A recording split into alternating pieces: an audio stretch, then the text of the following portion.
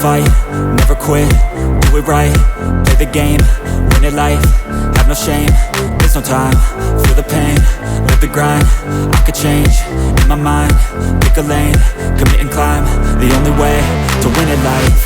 I never miss, that's fact, taking big swings, hand me the bat, put me in the ring, you'll go out in a bag, cause I sing what I mean and I bring it to the mad light. Ain't got time to kill, I got time to feel, I took the red pill, I know life's short so I wanna live real, but how's it supposed to feel?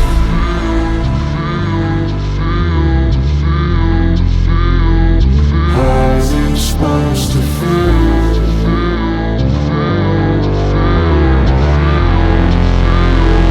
How's it supposed to feel?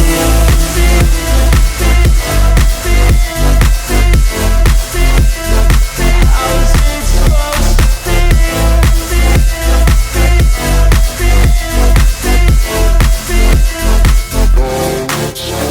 They wanna say my name, but they holding back. They wanna say they hate, but they know it's cap. I ain't play no games, I just do, that's fact. And I don't feel no shame, it's a mood you lack. I go crazy, nah, but I ain't lazy. Track after track, I work on this shit daily. Pass me the jack, right as fuel, got me hazy. About to unpack all these